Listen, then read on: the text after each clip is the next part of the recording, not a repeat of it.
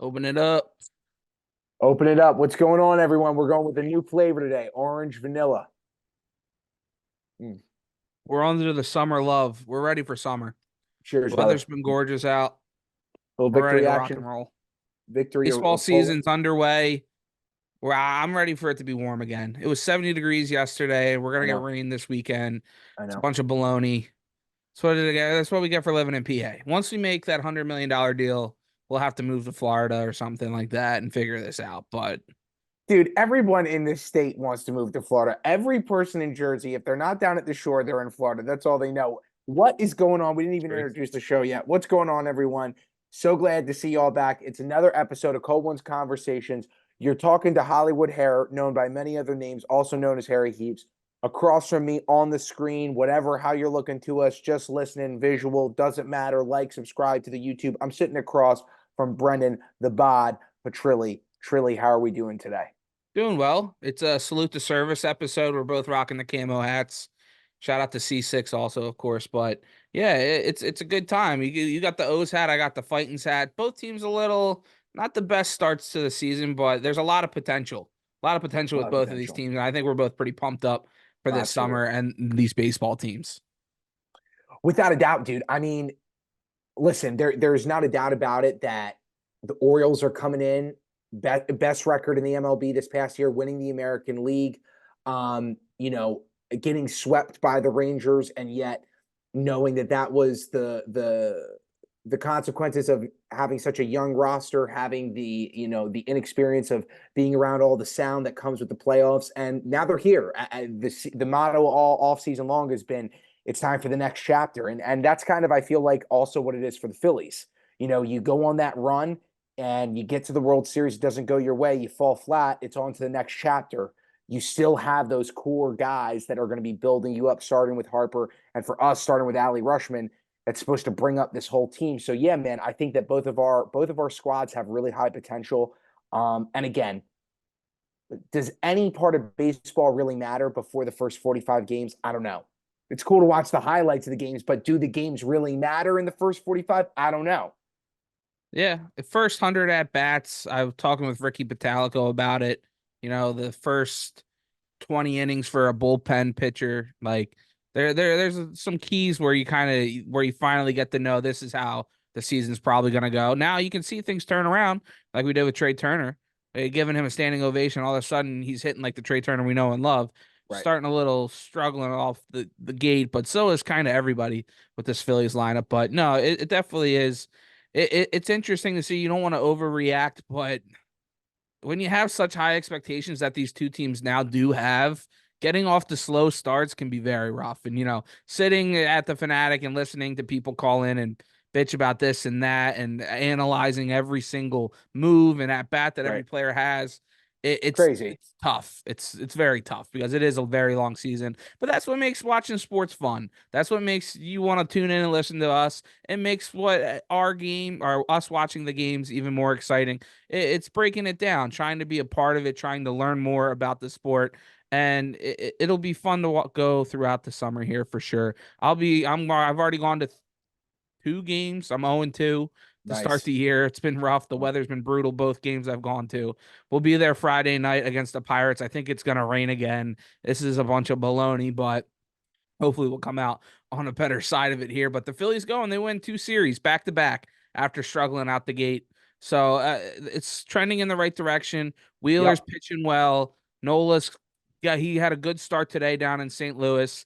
So the bullpen's shaky, but the bats are the biggest thing. The bats, Stingerdelphia, that's going to be what carries this team moving forward. The fact that they can't go and just blow the top off a game right now and just put a dagger in teams is driving me crazy. They've had multiple opportunities at this point to go with the bases loaded to just somebody get a double.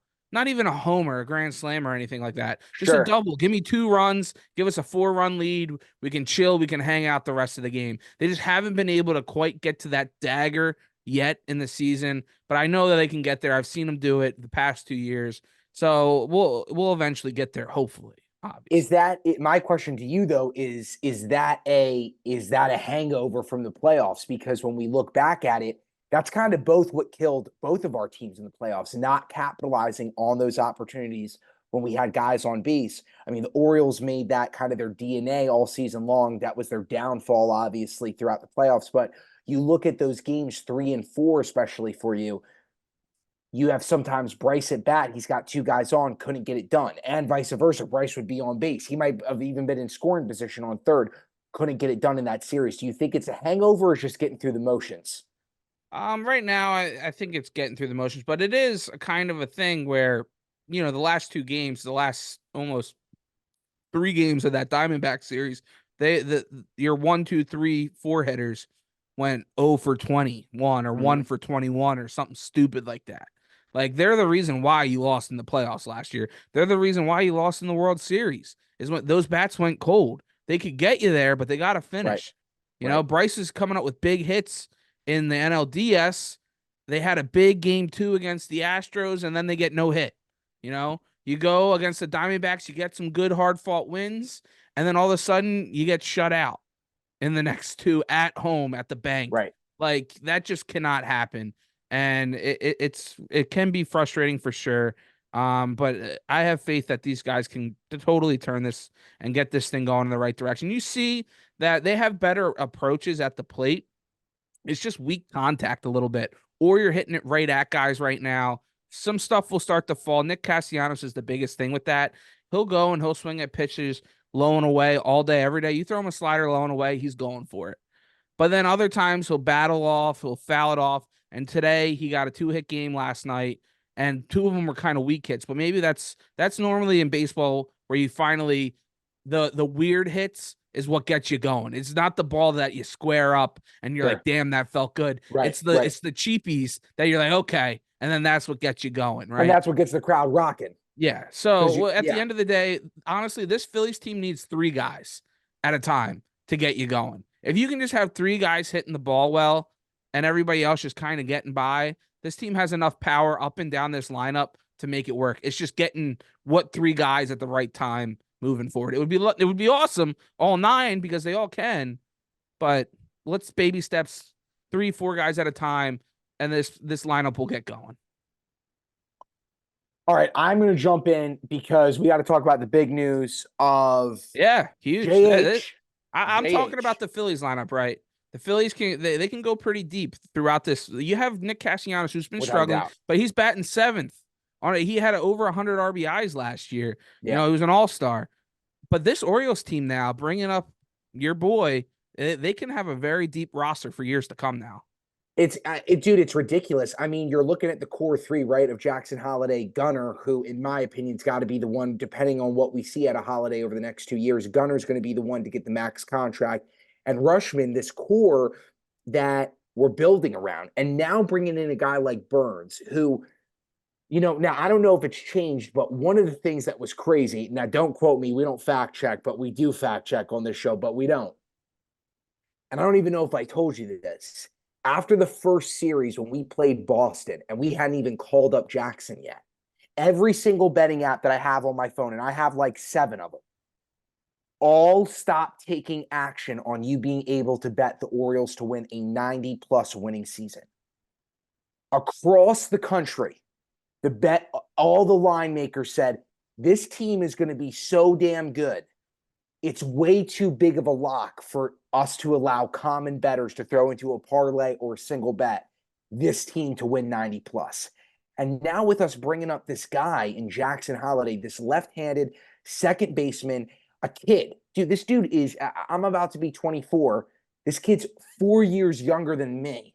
And he is going to be lighting up the MLB. He's got an absolute opportunity on the team that he's placed on to become Rookie of the Year, no question about it. You look at our bats from this past season, dude, double digits all over the board throughout this past season. We were averaging over 7.5 runs almost a game. I think the addition of having Jackson in the lineup is obviously going to be massive, but you've got those underliers like, besides Rushman, you got those underliers like Mateo and Mullins. You got guys like Hayes, who year after year have just been a solid ground to earth player for the O's. What I think it comes down to, man, is for us, and you bringing up the point about having the bats to go deep in the season, the question was always our pitching. That's what you and I brought up late in season when it came to playoff time. And now that seems to be the big thing that the Orioles are going to be able to capitalize off of, bringing in a guy like Burns from Milwaukee. And on top of that, which not enough people talk about, Good move. is bringing in our new pitching coach. I mean, dude, having Drew French, who was Atlanta's bullpen coach for the last 4 years on a championship style roster that he's been a part of, bringing him in to coach our weakest part of our game when we're already capitalizing off of our offense and frankly off of our defense. There weren't times where we were getting lost in the sun or where we were breaking our toes like Aaron Judge was in the gate off of LA. Bringing in a guy of his caliber coaching wise, I think only extends this team ability to be able to win late in season. Am I pissed that we lost to Pittsburgh? I don't really care. It's the first 10 games of the season. I care about what it's going to be when we're coming to game 130. And when we come to game 130, I think the O's are going to have at least 80 on the board. So that's it. It's interesting. What's the vibe? Yeah, like you said it. That's the logical take about a slow start to a season, right? Right. Is that the main thing going on down in Baltimore, the feelings around that team? I think so, particularly because there's been more questions about when are we bringing Holiday up than how we're doing in the season. Huh? Like no one has understood why No we've one's had this. going, maybe we peaked a little too early. Maybe these young No, guys aren't that ready yet. They're good, but maybe we got a little too over our skis, 100+ games. Maybe we won't be that good again. Maybe we're going to regress to the mean. None of that talk at all. no, because for the specific reason of who our leadership is and what we've done in getting our pitching right. Because at the end of the day, dude, if our bats just go half of what they did last year, we're still winning 80 games. And they just got to play half as good. Now, if our pitching was the same as it was last year, you're dead in the water. Yeah. But we've gone out and made that change. So no, I think it's just been, when are we going to let these young guns go crazy? Like, Yeah. now And we're a that's, PG show now. I got to finish this part. We're a PG show now, so we don't say what we used to say about Gunner and what he would do down in Townsend. But dog, now you got Jackson. I know the dude's married. The kid's young. He's going to be having a day, dude. He's going to be acting a fool when he's hitting home runs in Baltimore. I mean, come on, bro. And all of the water chugs that they're going to be doing all season long, it's going to be ridiculous summertime. yeah, it's funny because that would be the total. Like right now with the team that's gone to the championship game of the NL, the World Series, everybody's freaking out about this Phillies team. The Mm-hmm. bullpen's not there. They're starting pitching. Nola got a big contract for nothing, even though he had a good start now. Finally, right? The bats can't get it done. Castellanos needs to go. We should have brought back Hoskins. Can Bryce Harper continue to rake? Can Rojas play center field? Everybody's freaking about every little single move. Rob Thompson, is he making the right moves? Is he the guy to Right. make?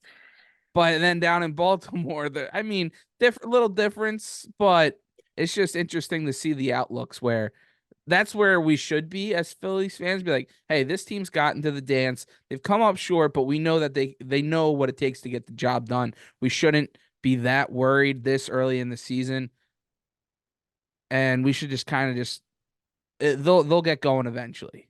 But wouldn't you agree that the main reason for that, bro, is because you have real deal veterans on your team? Yeah, Dude, the, no, the longest veteran on our team is Cedric Mullins. yeah. The window is the next 2 years with a lot Right. of these guys. Right. Exactly. That's 100% true. Schwarber, Yeah. Castellanos, Wheeler. He just got the 3-year extension. Nola. Like a lot of these guys Right. it's the next 2-3 years here, and then you got Yeah. guys like Stott, Bohm, Marsh, Rojas, maybe like JT Real Muto. Like he's the next 2 years here. Like it's gonna be interesting to see how people are kind of feeling that for sure. But that's my point of what the excitability is Yeah, around you you being got the so next desperate. if you can keep them all.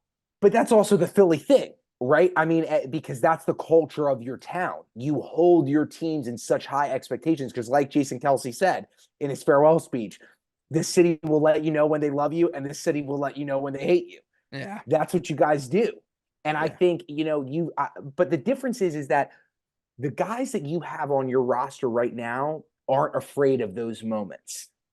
And that's one thing that I think that you can breathe deeply into is that Nola and Bryce Harper aren't dudes, and then your bullpen and your coaching staff, they aren't guys that it's going to get in their head if the Phillies fans booed them out of the stadium. They'll be back and they'll still play on. Yeah. They're and but there's not all those guys that can do that. Like Aaron Judge is not a guy that can deal with that type of hecticness. He's in a city like the Yankees, who, if they only won 3 games, their fans would still be telling people we're going to be in the World Series. There's Yeah. a difference there. Philly Yeah. just calls it how it is. Baltimore just has no recognition of it because our team has been bad for Yeah. outside of 2016 for almost 20 years. Yeah. So, but going back to it, man, we look at it, right? I do want to bring up something to you before we move off of our Oriole and Phillies talk, which I'm loving. I gotta get your opinion on something. What's the biggest brand in the MLB? Who's the biggest name? New York Biggest team? Yankees New York Yankees. or the Dodgers. Explain to me, but historically and even still today, New York Yankees. Yeah. Can you explain to me how it is that when the schedules are getting made, and I know I'm a Jersey boy now, I'm looking to go the 45 minutes instead of the 3 hours home, but I'm just asking you a question.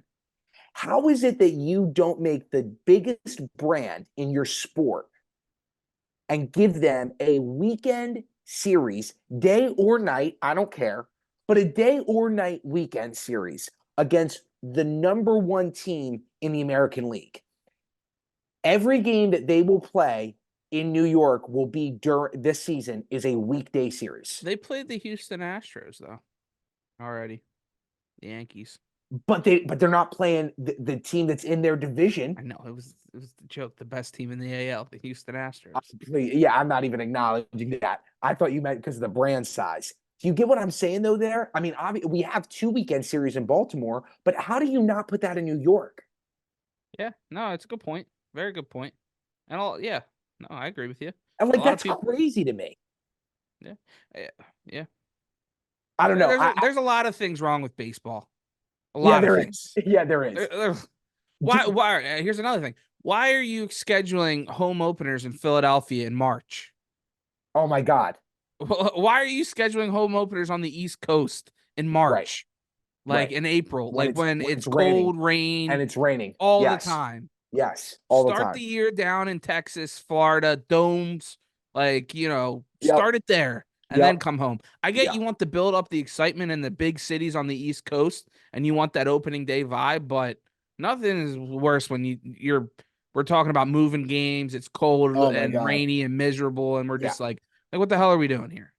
You're playing down in Florida for 2 months before the season gets going, and then you ship up to To the the East East Coast. Yeah. Coast and it's In the 37 tri-state degrees area. and Yeah. muggy. Yeah.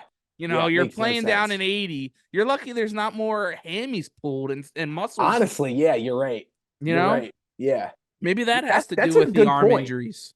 Like, You know, dude, when did you go back to school to get your little undergrad in medicine, dog? I see you, yeah, Brendan Petrilli. All right, dog. like, No, that's so true, though, dude. I mean, it, and obviously, at the end of the day, we know what the answer is. It's all about yeah, money. It's of about course. getting it in sooner rather Hey, than I later. went. Right? I went opening weekend Of in course, Philadelphia. I of sat in the course, rain. I was still there.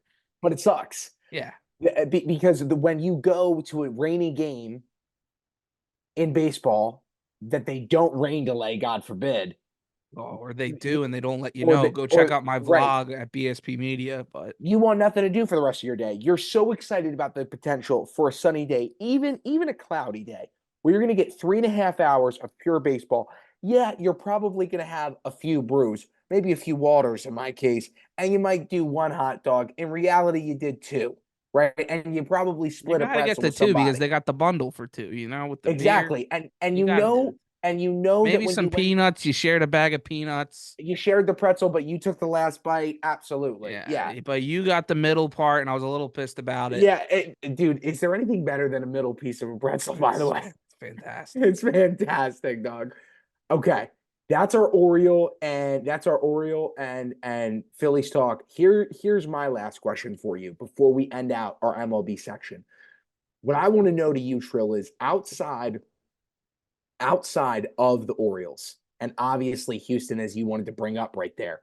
Who in the American League, in your opinion, is a team that stands out that is as good to better than the Orioles' potential for this season? Is it the Yankees, or are fans just going way too crazy at coming out 10-2? Because we know how they always end. They end like the Cowboys. Yeah. No, They no, end for in sure. sorrow. For sure. Especially with who knows with their arms, what's going on with the Right. starting rotation. But Is Cole speaking back? about No. speaking about injuries, sorry, what did you say? Cole? Is Cole back? No, no. I think No, it's he's gonna be not a little back yet. bit. Yeah. Yeah. Okay.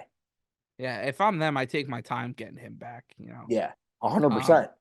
but see a team with two arms that have been banged up the past couple years that can come back, that are been the top two pitchers in the league, that just won a World Series, and you're gonna get Jacob deGrom and Max Scherzer back in a couple weeks, maybe halfway through the year. That Texans team, Crazy. yeah, Rangers team, Rangers. they can be filthy if they get those two pitchers back. And again, they're a team where your bats just have to perform at 50%, and because of how good that pitching is, they're dominant. They're dominant. They were ridiculous this past year. They were Yeah, ridiculous. yeah, yeah. I They mean, they know how to play ball. thinking about other teams in the AL, I mean, I'm not really too There's a lot scared. of sneaky teams this year. Yeah, but nobody like, That's an outright dog. That's my point. Like a yeah, team that I'm going to tell you is gonna shake things up. Not the way that the O's did last year, but they're going to light up people's eyes. And I wonder if you can guess who it is. It's the Blue Jays. yeah, they've been Blue, knocking on the door the last they couple have been years. knocking on the door, And and I think that this, I said it yeah, to one of our podcasts. I was like, this is going to be a make or break year for a lot of those young guys. yep, The that's right. Vlad Guerreros, the Bobachett's, like all these guys that they've had, they're gonna need to start getting paid. Yep. And if they don't start producing, they're not gonna get the money that they could potentially. So if they all know that they're playing for a contract, they're 6-7 to start the year. I mean, it'll be interesting to see where that team goes moving forward. Maybe they start to ship some of those guys off at the Mm-hmm. deadline and kind of regroup. Maybe. What do you think about a team, like a Cincy, moving off of the American League? What do you think about a team like a Cincy who was making a lot of moves late in season, couldn't get it done, seemed dangerous, had kind of the full potential? Are they back in the same position, or they take a step back? Nah, watching them play the Phillies the other week. You got Freddie Peralta as your number one guy there. I'm not for he pitched well against the Phillies, but it was raining. The rain delays all day. It was a miserable game. Right. But he's throwing 92, 93, and he was getting the job done. He got the job done that game. But if that's your number one guy, I don't love that team. I think they got some talent there, of course, with the shortstop and India, but the top end, if they still had Joey Votto as a leader there, boy, they just let him go. I Mhm. guess he's at Toronto now, Yep. but I just don't see it with that team, honestly. And a sneaky team, I kind of like the Cubs a little. Ooh, I think the Cubs, that because is a sneaky team. See, they're not you're just they're in a riding. position. You're What? riding for Big Cat right now. That's all you're doing. You're riding for Big Cat. That's all you're Yeah, hey, doing. I want that Barstool Philly spot. Come on, like get me on PMT. But I mean, they have a position where they have some pieces. They've spent a little bit of money, but they could go more now. Like they can go all out at the deadline. They have a good minor league system. They can make some moves and potentially that division's up for grabs. You know, the Cardinals are they're meh. They're okay. The Reds are meh to a little above meh. The Brewers are meh, and the Meh. Pirates are starting well, but they'll probably fade back into the club, the mean of Right. the clubhouse there. They're Yeah, a I good would team, agree but with they're that. not there yet. So that division's up for grabs. But yeah, I don't know. You see anybody? I mean, I think it's Dodgers, Braves, Phillies. Like Yeah, I that's mean, and the only other well, you do have to wonder though for those outlying teams. You've got to wonder. The one team that comes to my mind that I think can really make a run, the two teams that I think could make a run, not just outliers, can make a run. And one's an American League and one's a National League. Is Seattle, and on the other hand for me is Arizona. Both of another those one for Arizona. teams Arizona can do a lot, and so could Seattle. Seattle showed that they had a lot of potential last year. We made a mockery of them, right? Mid-season, people were like, they might be able to get something done. They were like having those taunts that the Rays were having. Same thing. Seattle, I think, is a legit team, and I think Arizona is a legit team. But I think teams like the Yankees, who are going to come out storming right now, in they're a team, and their fan base is a team that when we said at the original part of this segment, who cares about the first 30 games? All they do is care about the first 30 games. That's all they care about because it's highlight tape, because their bats are hot. Their bats are young. Their pitchers' arms are ready to go. They're ready to go. They haven't been throwing for 60, 70, 80 plus times. Right. And so now those fan bases are going to be like, oh my God, we've won 15 games. We're going all the way. And the reality is you're not, because your guys are going to get injured. They're not worth the money that you've paid for them. They just get the crowd excited every once in a while, and you can't go deep. Now, do I think that the Yankees will make the cut this year for the playoffs? Yes, I do. Because I think that if you had back-to-back years of the New York Yankees being out of the playoffs, a lot of big changes would occur. And my guess is that most of the people that are in that locker room and in that leadership group don't want those changes. Yeah. You'll have to come down Phillies Yankees in June. We'll just boo them hard. I'm down We'll, for that. And then we we'll, got O's Phillies second weekend in June. yeah. And the question is, are we going to do? We're going to do the Saturday game, is my guess for that. The 135. Or no, Yeah. the 405. We'll do the 405. We keep Yeah. saying we're gonna go to these games and then we never end up doing it. So I'll believe it when I see it. This game's going to be this game's going to be primo Yeah, we'll have to make it work for sure. All for right. sure. Baseball season, exciting. We'll have to figure it out moving forward throughout the season here. Go check out BSP Media. Been doing videos and vlogs on there.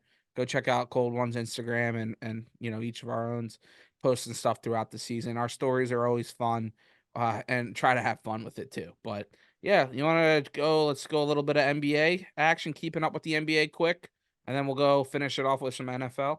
My team's dead, so you can start this segment. The Suns are dead, dead. You're just giving it up. I mean, dude, we're talking about okay. Let's go back a year ago quickly, and I'm not going to take too long to say this, but I'm not going to drag it out. I'm just going to call it out as I said from the time that we made this trade that we need to just build depth. We saw what works, and we saw what works from the Warriors when they won their last title. You don't go and get a bunch more superstars. You keep your culture and you get young guys to facilitate around you. And what the Suns should have done is keep Devin Booker and keep Kevin Durant and go get a bunch of young guys that can play ball all day long, that can have their legs going all day long, even when neither of those two guys are on the court at the same time or individually. They can let them sit. And what did we do? We go get another superstar who dons three after Chris Paul, and we're Superstar is sitting a at strong 7. word for him. Well, he was a superstar in Washington his whole career. He was a star, not a superstar. Okay, a star. He was a star. That's fine. A star was born. He was a star. And now, dude, we're 7th in the West. I have no, I can't believe that I'm saying this. I have no belief that we can beat a team like Denver or like the Clippers at all. At all. And I think that if the Lakers worked hard enough, they could catch us on their best night. They could catch us on their best night. The team that we can beat is The Kings, we've Kings got sit the down history. there too. Well, I think that we've got the mentality and the veteranship to be able to get over a team like the Kings who have never been there before, an OKC who has never been there before since Russell left, to get over on a Timberwolf, even though they're a great team. Again, they've never been there before. Same thing with New Orleans. But that doesn't matter when you're talking about Denver, LA, and Dallas possibly, and again, LA possibly. It just doesn't matter. So yeah, dude, they're dead. We've invested way too much money into 3 guys who are on and off, constantly hurt and unhealthy. That seems to be KD's thing. And I'm so glad that we have him. But dude, it's like, what are we doing? Because Devin's window is, I don't know if you would agree with this. I think that Devin Booker has the potential to win an NBA title absolutely without a doubt in the next 5 years. But KD, if he's not matched with the right dude, is like 2 or 3 years. He's getting old. Yeah. I mean, Deep Book's 27, so I mean, yeah, he's definitely got five. He's got five. He's got five. By five, I mean to be the alpha of that team. Yeah, yeah. Five to be the alpha and the leader of that team. Yeah, He's got KD's another. 35, you know. Yeah, exactly. That's my point. He's And got his another three body's or different four. than LeBron. Like, I don't see him going to 40. Hell no, dude. He's Yeah. brittle. Yeah. He's brittle. He's not bully. LeBron is still bullying guys in the paint Yeah. at almost 40. Yeah, he just bang like and right up, you know, like He's just easily. bullying guys, dog. Yeah. I mean, Yeah, what is that too much? Am I being too hard? yeah, I mean, when you got Kevin Durant and Devin Booker, you're always gonna have a shot in my mind. You know, I haven't really I agree with watched that. I I haven't agree with that. watched the Suns honestly at all this year, so I don't have a good feel for them. But yeah, that West it's tough. There's a lot of really, Tough. really good teams, you know. But Yes. I do agree with you. I think some of those teams are younger and experienced that those two guys can take advantage of and get it Yes. done. But I think your biggest problem is you got rid of a Kelly Oubre, you got rid of a campaign, Yep. and those two guys are on my team now, and I'm Yeah. loving them. A team that was dead without Joel Embiid, a team that I was hyping up at the beginning of the year, how deep they were, how I was loving the coach. You know, he was able to make the difference that you've seen, you know, Doc Rivers not be able to change with the Milwaukee Bucks now, where they've are Right. pretty much 500 since he took over. So, I mean, you have all these things going. The big fella gets hurt. He comes back. They're 5-0 with him. He's getting 30 points a night easily. Where this is, we've seen Joel get hurt almost every year now, right? Yeah. And him come back, and you're just like, oh, he's hurt. You can tell he's just trying to gut through this. Mhm. Like, he doesn't look right. Joel, he's going out there and he's moving well. Yeah. He's backing guys down, pirouette off the fingertips, pulling up on guys, pivoting, everything. He looks good. He's just got to get the stamina up, and that makes me confident. Where in the past you've been like, oh, he's laboring, he looks terrible going through this playoff stretch. Him getting back with a good 10 games left in the season, where this is a real playoff stretch for the Sixers, that they've put themselves in a position to get up to that 5, maybe a 4 spot, and you avoid that playing game. You get a good matchup in the first round. Instead, you were looking at playing a play-in and then the Bucks or the Celtics, depending where you fell.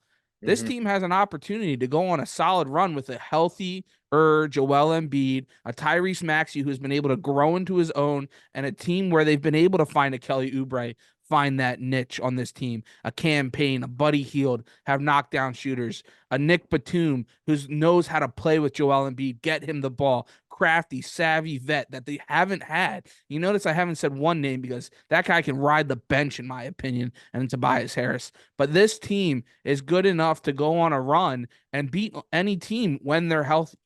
I really believe that.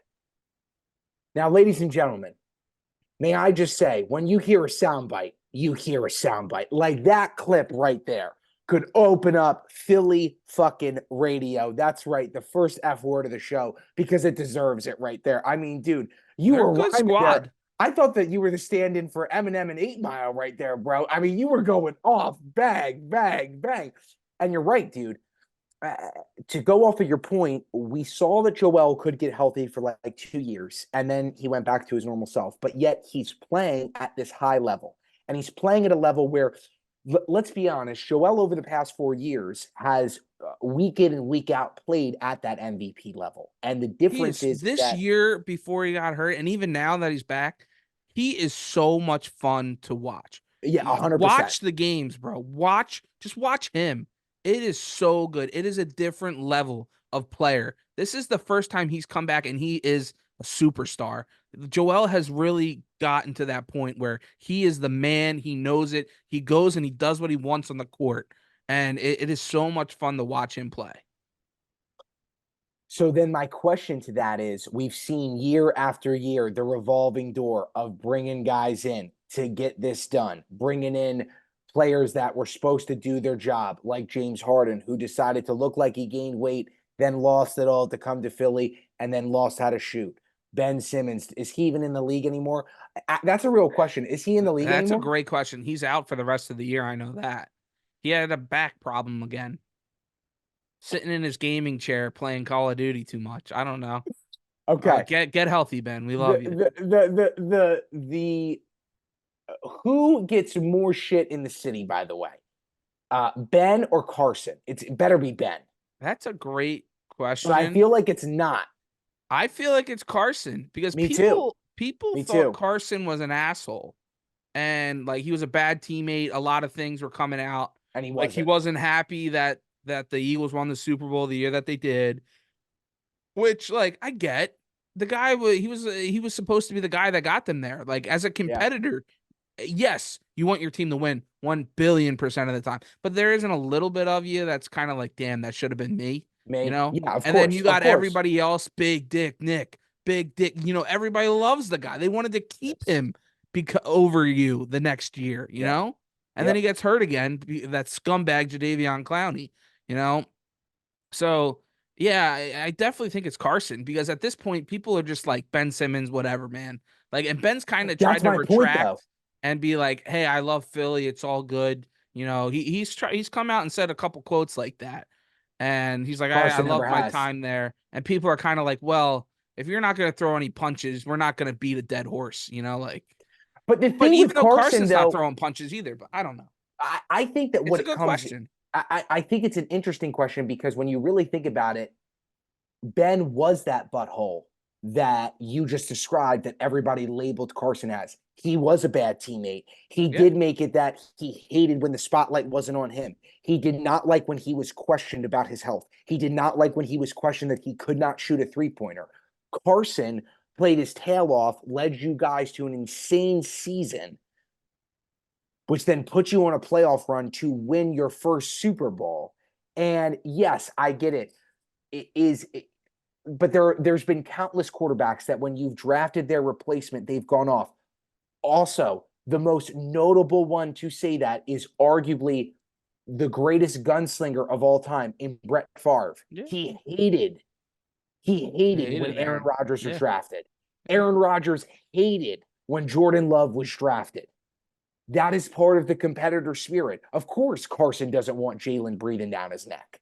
Now, does that the only guy that I will honestly say a Super Bowl winning quarterback who took well to that, who knew he was going to be put out to pasture in the wrong way, and you know who I'm going to say, who was put out to pasture in the wrong way, knew he was going to get put out to pasture in the wrong way, and still took it like a champ, and now has Joey? completely rebounded his career. Joe Flacco. Yeah. Joe Flacco got booed out of Baltimore when he won us a Super Bowl. And don't get me wrong, I couldn't stand Flacco for so many reasons, but I always respected him for the Super Bowl. Yeah. But the way that we ended it with him, I never liked. I never liked. Can Joe Flacco go to a Ravens pep rally and give a talk to everybody and be loved? Because before you answer that, at Yeah, 97.5 The Fanatic, we had Nick Foles come to FanFest and give a pep talk, and everybody was pumped. You couldn't do that with Carson. Carson would no. get his booed, But You, he was a huge part to get you there, and he was the guy. He was the number 2 overall pick. But everybody that's loves such a Nick great Foles. question. That is such a great Like, question. would Joe get cheers? I think that if Joe had retired before he played for the Browns, yes. But now that we know that there's still meat on that bone, and not only do we know that there's meat on that bone, that he's got still the arm talent where he played for an AFC North competitor. We could have played him in the playoffs. He played for the Jets too a little bit. Well, but I'm Yeah, talking about yeah, a I know, guy I in our know. own backyard. Yeah, yeah. Dude, no, I don't think so because I think that everyone is so in the city captivated by Lamar, which I love. Our attention's on our guy. We're not Mhm. mourning the past, thinking about the past.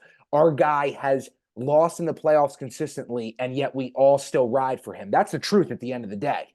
I'll Mhm. call it how it is. My guy has lost in the playoffs every year, but I will still ride for him. So will the city. No, man, I don't know if Joe could right now. And I Mm. don't know if Joe would want to because I think that the way that Joe left the city compared to the way that Ed Reed left the city is very different.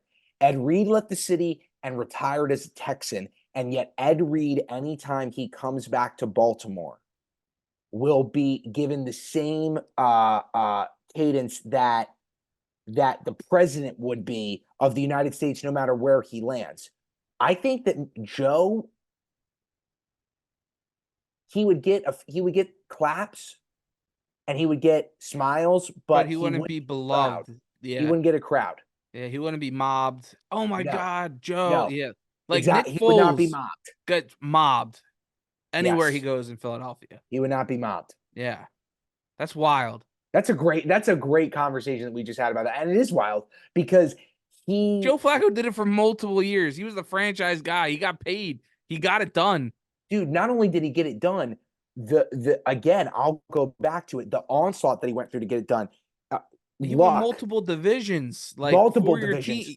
Yeah. Oh my god. Dude, the year before we went to the Super Bowl, we were a stone's throw away from the AFC Championship um uh going against New England. And then the next year we beat New England and then beat Denver to go to the Super Bowl. And his second year after his rookie year, you're a stone's throw away from the AFC Championship and you play Pittsburgh.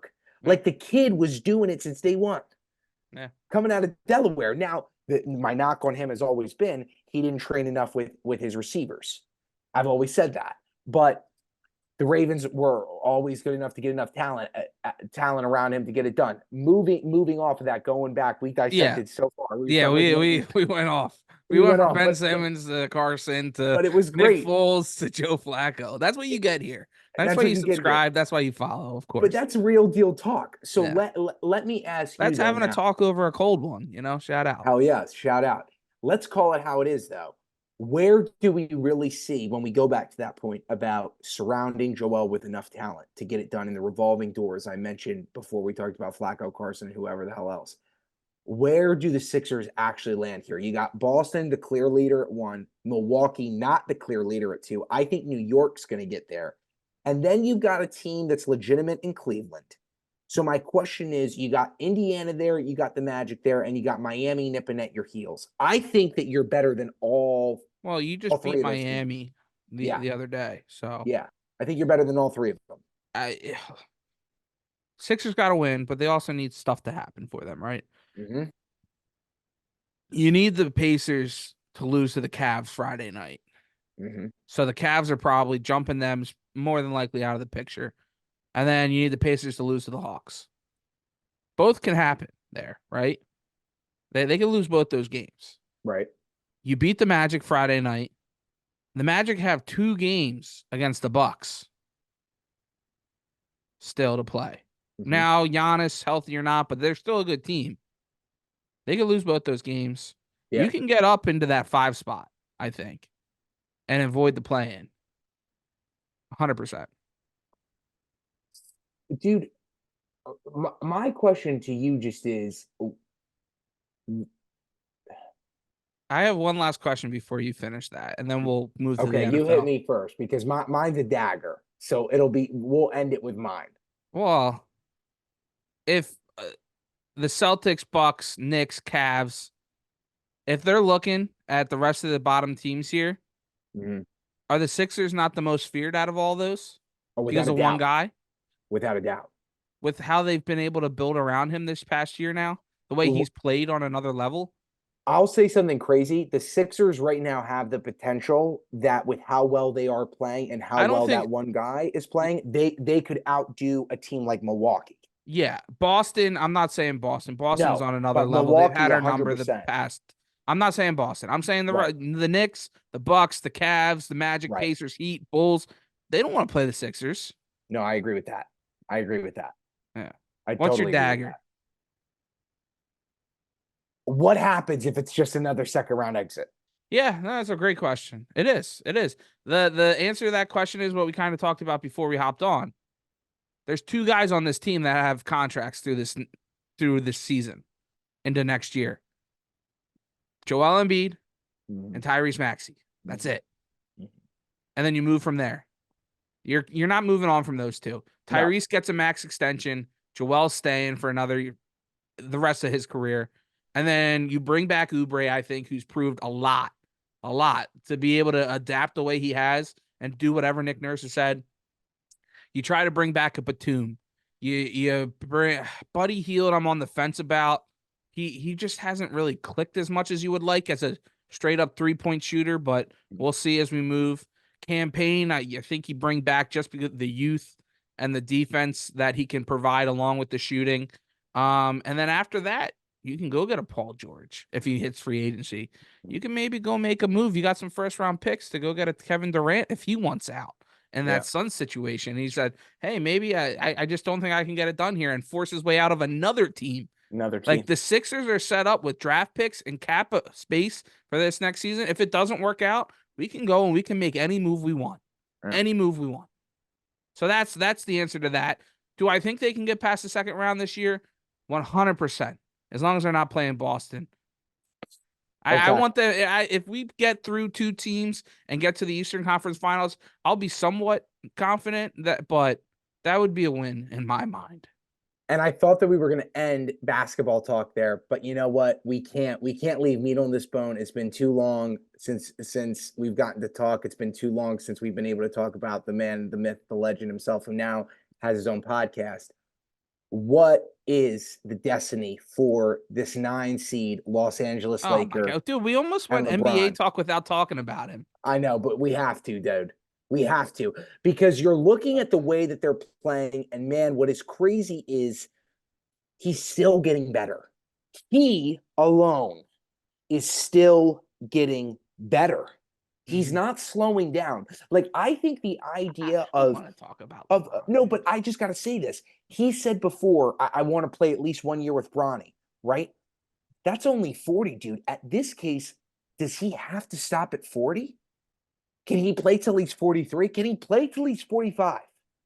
You want to hear something to answer that? The Sixers take Bronny Jr.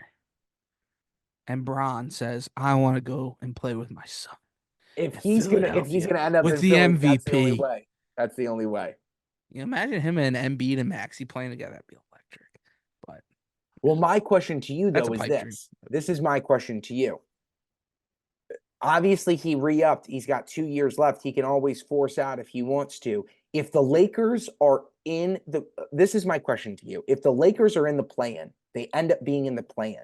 They don't get out of that spot, and they have to fight for their lives again, back-to-back years to make the playoffs.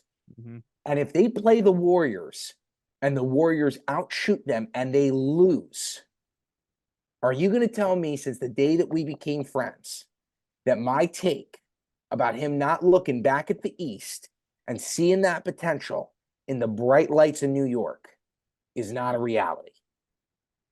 Yeah, I mean, it's a reality for sure.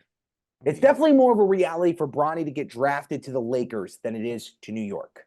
There's no question about that, because New York is just in a better spot ranked-wise. But what I'm saying is, does LeBron, if LeBron loses the playoffs this year, does he really want to still be there? He already won. Yeah, it's a good question. I just don't see him leaving at this point at the end of the day. To be honest with you, I really don't. But it's always going to be talked about. We almost went a whole NBA segment without talking about it. We did. Yeah. All right, man. Let's wrap it up with a little NFL talk. Let's wrap it up. Did we even talk about free agency at all? We talked about you wanting Saquon Barkley, but he went to the Birds instead.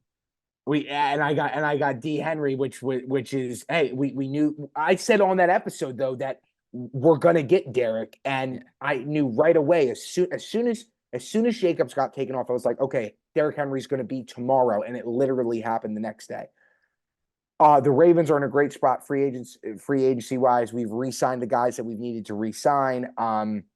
We've given the contracts where we've needed to give them. We've had guys like Patrick Queen walk. You and I discussed, we knew that he was going to go if he didn't take a team-friendly deal. I think that let's talk about the draft, because both of our teams are in such good spots. We don't need to talk about the draft. That was the one thing I was going to say to transition was, when we were talking about that, you asked me what the Eagles are going to do. I'm like, the Eagles are never going to pay a running back. I've never seen them do it. They went out and they did it. Yeah. They gave Saquon a decent chunk of change because they want that difference maker. They want that weapon. Now, to follow that up is the Eagles made a couple big splashes there. What team do you see making a splash with this draft coming up? There's always that one or two teams, the Texans last year going up and getting the top two picks. They had the Mhm. first, but then they went up and they got Will Anderson on top of CJ Stroud, right? So what team do you see that's kind of in that striking zone? I mean, I have at least two on my mind right now that can really make a difference in this draft. Well, I'll tell you the team that wishes that they were in a position to be in the striking zone, but unfortunately, because you guys just signed their only guy, they can't do really anything. And that's the Giants. Yeah, The so it's, Giants are sitting at that they sixth wish spot they where could. they wish that they could, because everybody on the street and their mother knows what Daniel Jones is worth, which is nothing. So they can't trade him. Saquon was their only asset that they had to retain and be able to do something with. He went and signed with another team, as he should have.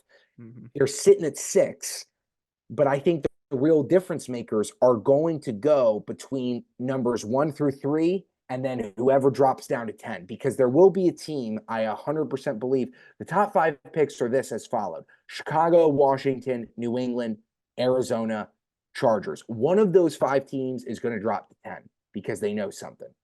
My guess is that it's probably going to be Los Angeles. Yeah, I'll say the Um, Chargers. right, same here.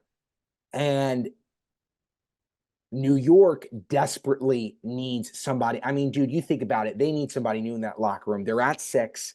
Yes, it's a quarterback healthy draft. You didn't go out and do what Pittsburgh has done, which is you didn't go out and make a trade for a better second string. You didn't go out and pay Russell Wilson pennies on the dollar to bring in a Super Bowl winning quarterback into your locker room. Why did you not do that? They I didn't don't go know. and get Kenny Pick either. That's what I'm saying. Yeah. Well, that's not. I mean, come on, please. Come on, Jeez. he's a good backup QB. Let's go. Coming home to Jers, the hometown team. Listen, bro. Let me I just hope he make. never sees the field, Yeah, but he'll look he's good a on the sideline. he's a good backup quarterback. I hope he never sees the field. Okay. Let's stay on target here. That was a team that I think is going to move up. Who do I actually think is going to move up? I got to be honest with you, man. I think that it's between Denver and Minnesota to move up, because Denver not as much. Sean Payton wants his guy of the future. No, Is for that sure. guy going to come at 11? I don't know. I think those two are going to be bidding against each other. Me too. I And I, think that I I think depending who Washington takes, or they might be trying to go all the way up to Washington and how much they're going to give up, I think that Minnesota But takes a Washington doesn't big have a swing quarterback. here. Never mind. They wouldn't move from that spot. Well, but again though, if they move to that 10 spot, a guy could still drop. Yeah. JJ McCarthy, my guess is that he's going to Washington. He's built Not to be McDaniel, not he Daniels. he is built to be in your division. Built to be in your division. He understands what it means to play in the cold, number 1. That's all your teams do besides going to Dallas. Number 2, Washington's main game that they play off of is their run game, and JJ's not gotten to show his full potential of his arm. I think I told you this before. I think JJ's going to be I think the two best quarterbacks, I think the guys who are going to do even better than Caleb Williams coming out of this class are going to be the kid out of Washington and JJ McCarthy. Mm-hmm. I 100% believe that in the league. I think that when you look at a team like Minnesota, man, Minnesota kind of knows now, with Kirk being out of the room and how alive Love has come, you had a potential there to lock this up with Aaron leaving, and it's slipping. So you got to go get somebody who can play and who can play now. Yeah, the Bears can change their franchise with this draft here. I mean, The obviously you're going Caleb 1, but exactly. what they do The, with that 10th pick, moving up or down, or yeah, getting extra assets, or just taking a top guy right there, like they've had a good offseason. They can definitely make it happen. Now, yeah, I mean, Minnesota goes and they get that extra first round pick. They're definitely eyeing a QB for sure. without a doubt. Now, my question to you is this: is are they who's in a bigger position? Well, I'm phrasing this wrong. Does Minnesota jump ahead of New England, or do they go behind New England? New England's sitting at 3, and both of those teams desperately to change the course of where their teams are I, going. if they feel New England, they got to go ahead of them. Got to go to that too. Yeah. Got to go. And see, I think that Washington doesn't need the 2 pick. I really don't. I think that they're built for success long term with this new ownership. With They who can, throwing the passes though? but dude, if you go back and you get some sort of assets from Minnesota, which they've got them I both on the agree. There offense, are opportunities there for sure. there are. Washington's in a good spot with that 2 pick. I mean, dude, you had Howell win over 5 games. Mhm. You had Howell win over 5 games, dude. Mm. You're not like New England where you're a dumpster fire now. Nobody's talking about the Super Bowls If anymore. Washington moves from that 2 pick, that would be a big wow move of the draft. Yes. Yes. To answer my original question, Yes, I agree. because I would And have I thought it think that would they go will. Caleb, Daniels, or Drake May, honestly, but it seems like McCarthy's hopping him now. In a lot of these mock Which is drafts. so weird. And then New England could do whatever they want, or the Cardinals. That 3-4 is where people would be looking to move. Because I think New England's more likely to regain those assets and build for the future than a Washington team would be. Where they're with the new ownership, they're looking for that franchise guy. Where Do you they think go ahead. No, where they know like, hey, we need to put asses in seats now. Like we spent all this cash. We need the big flashy move. We're in the prime spot to do it. We can build with this guy, a la RG 3 years with that team where they saw huge success and get a guy like a Daniels, get a guy like May or McCarthy and be able to sell that team moving forward where we got the weapons and McLaurin and all these other wide receivers, and then we have the defensive line. Let's see what we can do. Do you think that Drake May is really going to be that great? I mean, I think he could be a good quarterback. If he falls, I think that's better for him. That's what I'm going to say. I think Uh, it's better for him if he He's a can guy go. who needs to sit. He's a guy who needs to sit. I mean, not even sit, but like, if he can go to the Vikings at, I'm looking at a CBS mock draft at 5. They trade up to 5, Oh, it's and they totally get yeah. May, like, and him throw to Justin Jefferson all day. Of course, That'd be fantastic for him, right? it's completely different than going to Washington. Also, Yeah, he's not playing against the second best team in the NFC year in and year out, and playing against Dallas, who's got yeah, a defense that's going to rip you apart every time. yeah, exactly.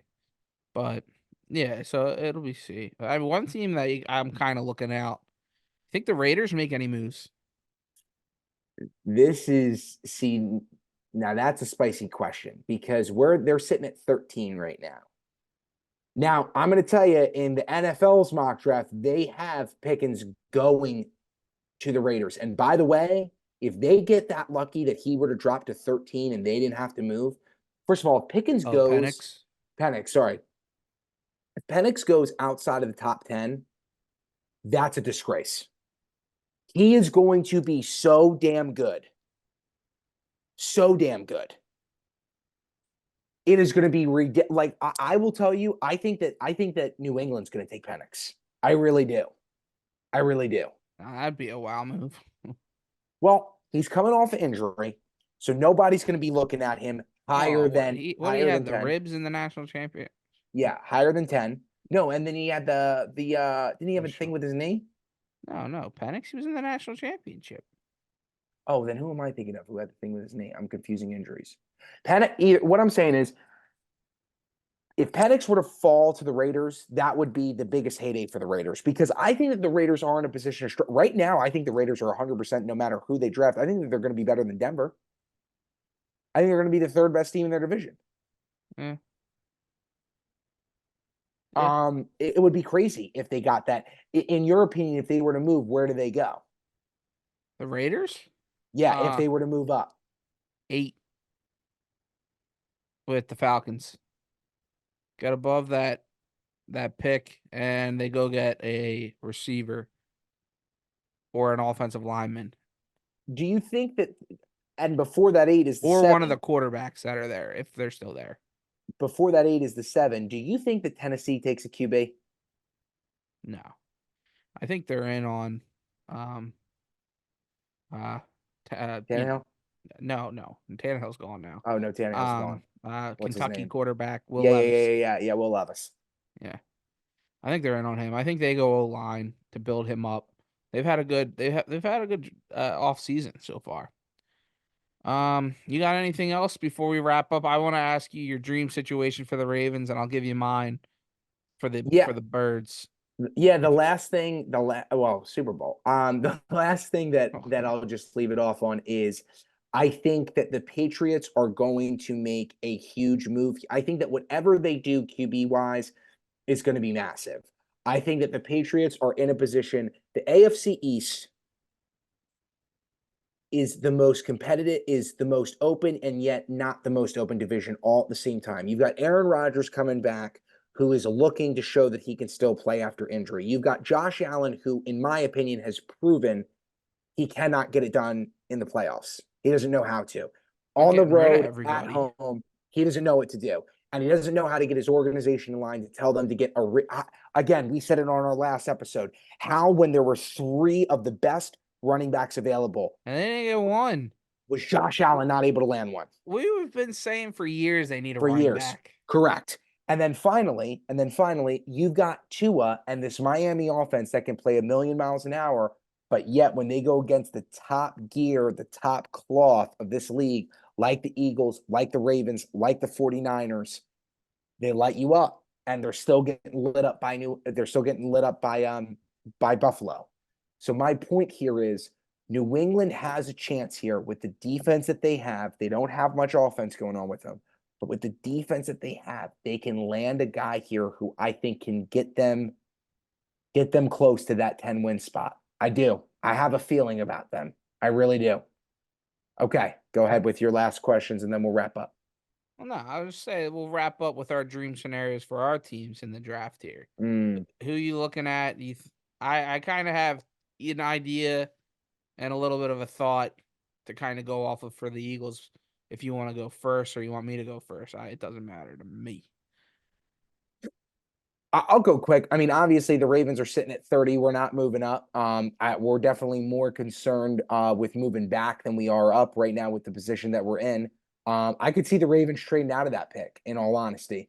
I could see us trading back for 2 second round picks, 3 second Mhm. round picks, probably only get two, if they're high enough. And the reason why I say that is because think about the guys that we've retained and think of the guys that we've went and got. We've retained the guys like Van Noy. We've retained the guys. If they uh, were to keep that pick, what position do you think they'd go? they're definitely going to go defense. And my guess is that Pass rusher? you're going to go pass rusher because you don't have Clowney anymore, and Patrick's out, and Roquan's going to need a guy to coach up. So yeah, you're going to go pass rush. You're going to go D line. Mhm. You're going to go defensive tackle. Mhm. Yeah. See Braden Fiskey for the CBS one here. But yeah, no, that kind of transitions into what I was saying with the Eagles. I was talking with one guy at work today. The Eagles haven't drafted with their original pick. They've only done it twice since Carson Wentz was drafted back in Shut up. Is that true? 2015. Yeah. They've moved up that many times. They've been able to move They've up. moved up or they've moved back. Yeah, back. They've only used their original spot twice.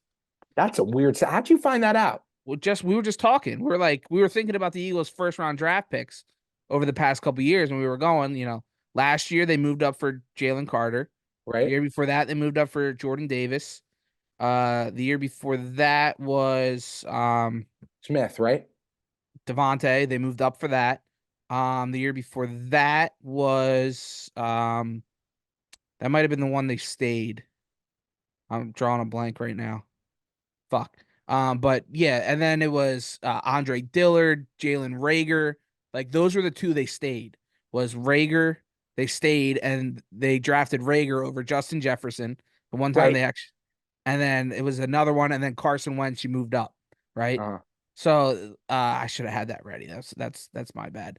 But yeah, like the Eagles, they've only Howie loves to move up and he down does. all He over the does. place. Where they've traded out of the first round with the Ravens the one year, Mhm. and they got Dallas Yep. Goddard instead. That was another year when you Yep. guys got Lamar. I think the Eagles won that trade, That's but right. Oh my gosh. I'm just I, kidding. incredible asset out of both. But yeah, and where I see this going is talking about all the list of guys that the Eagles have, they could use O-line, they could use a tackle, they could use a guard. Whether you're replacing Kelsey at center, but I think Jurgens is going to go there. So you move your guard to your center. So they'll go guard or maybe even a tackle to replace Lane Johnson in a year or two, Mhm. right? Or they can go defensive line again and get another pass rusher, or they go corner or linebacker, but they haven't done that in forever. So the more than likely it's going to be O-line, it's going to be pass rusher, right? This draft are deep in both of those spots. So I can see them going if they don't have a guy high enough on their boards, their big boards, where they're just like, we can go and we can get a 4-star player back here. We move out of the first round. We accumulate another pick for next year and we move forward. Mhm. Or my biggest one that I would extremely, extremely, extremely love is if our boy from Georgia, another Georgia Bulldog, starts to slide at the pass catching position, tight end position, as they like to label him. I call him a weapon. And they go up and they get Brock Bowers. Wait. You really want to use your first round draft pick when you want to go get offense? Yes. Break that down for me. What I am thinking when it comes to that is they've addressed the defense a bit in the offseason so far with CJ GJ. You got young guys, you've gotten a couple linebackers now. You have a poop ton of cornerbacks that are all young, some are unproven, Okay. but you've patched up a couple of those holes, right? Sure. If those talented guys that they love the the star guys, right? Yeah. Reed Blankenship was one of those guys, right? Sidney Brown, or not Reed Blankenship, Sidney Brown was one of those guys. He has the ACL. He'll be coming back somewhere towards the end of next year. But if there aren't any of those guys, Brock Bowers is one of those guys. If he starts Okay. to fall, I rather go and get your guy like a Jalen Carter, like they did, a Jordan Davis, like they did, a Nelson. Or I'm reading at the names here. Devontae Smith, like you Yeah. did. Go get one of your star guys and build this team even more because Dallas Goedert's getting up over the age of 30 now. He's not going to get another contract with this team. You have Brock Bowers for another 5 years and you just keep building on these skill position Yeah. players.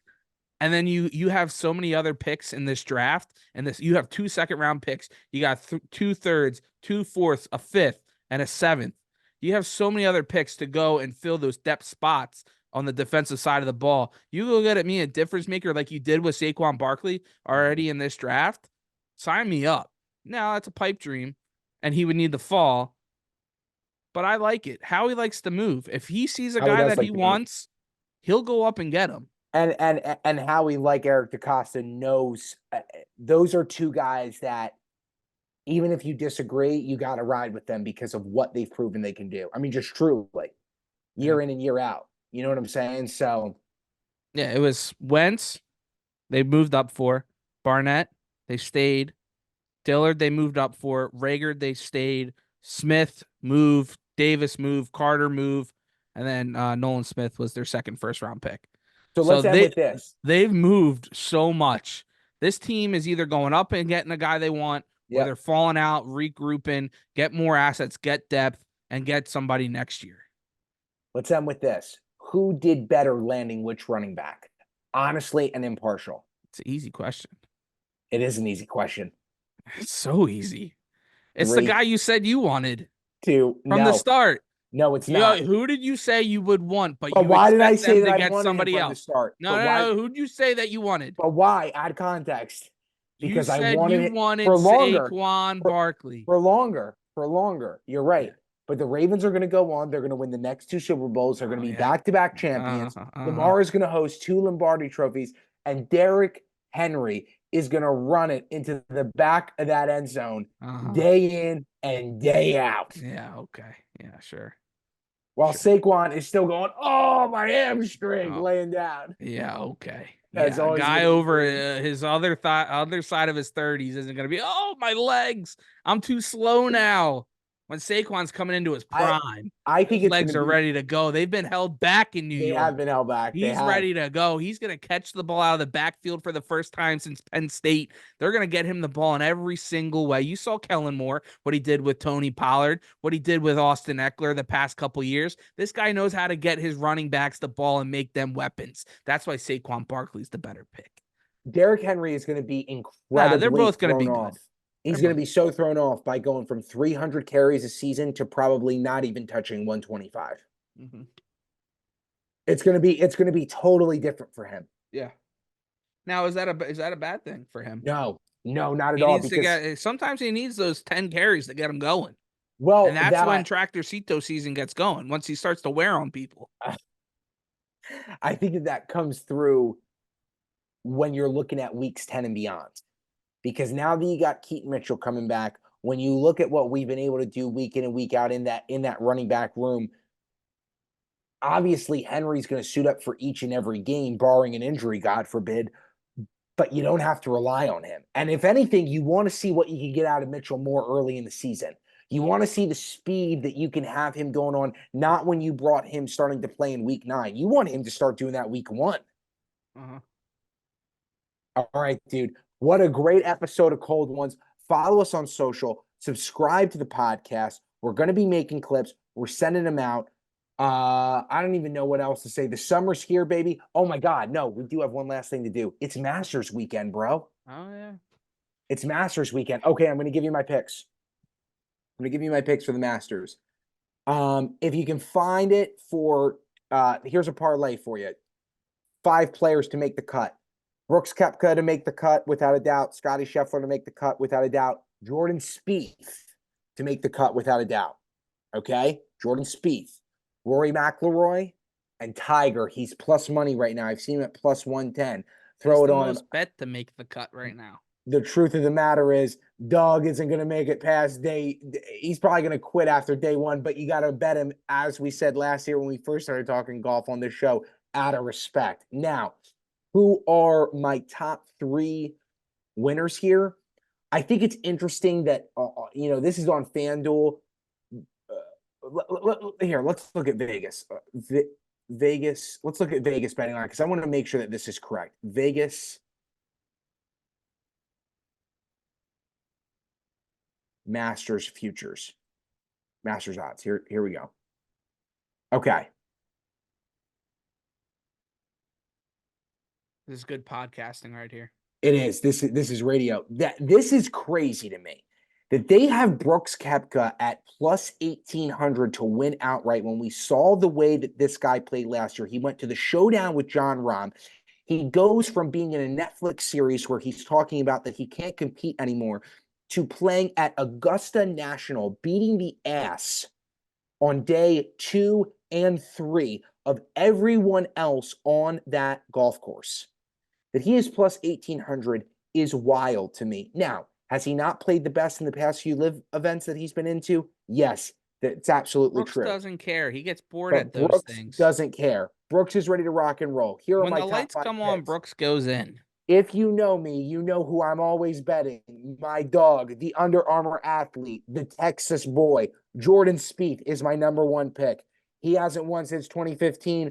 2024 is his year. He ain't looking to be a decade out of winning, dog. That's wild. Jordan Spieth is 1. Scotty is 2. Rory is 3. Brooks is 4. Give us an underdog guy here, like a random dude we haven't heard. You're naming all the A-listers. No, I'm naming guys that are going to do it. I'm giving you wins. Okay, you want to know who's an A-lister, but nobody's talking about? Justin Thomas, because Justin Thomas is falling away at the wayside compared to these other guys. Yeah. Didn't he Justin get the most Thomas. money to go to live too at the time? Yes, and he said, Before "Well, no, Rahm? obviously Tiger did. Well, who actually got the money to go? Yeah. Yes, but he said no. Yeah. Yeah, he said hell no. Uh-huh. Yeah. All right. It'll be another fun weekend. We're going to some baseball games. Follow the IGs. Hit the subscribe button. The draft will be coming up here in the other week or so. It'll be electric. Baseball season's about to be in full swing again. It's exciting times around here at Coleman Conversations. We are going to get back on. We took a little hiatus, life gets interesting every once in a Life while. gets deep sometimes, ladies and gentlemen. Sometimes you have to. Do you remember the scene? We'll end it out. Filmed in Pittsburgh, horrible What if I city. just cut you off? Or It was the third Dark Knight when Bruce comes out of the cave. Hassa, hassa, hissy, hissy, hassa, hassa. And he starts climbing with that chant, right? We're back from the dungeons, from the deep. Go O's, go Phils, gold cold ones. go Let us know birds. who you're betting in the Got the Masters. Goodbye. 215 Good night. Barstool. Give me that spot too. By the way, see you.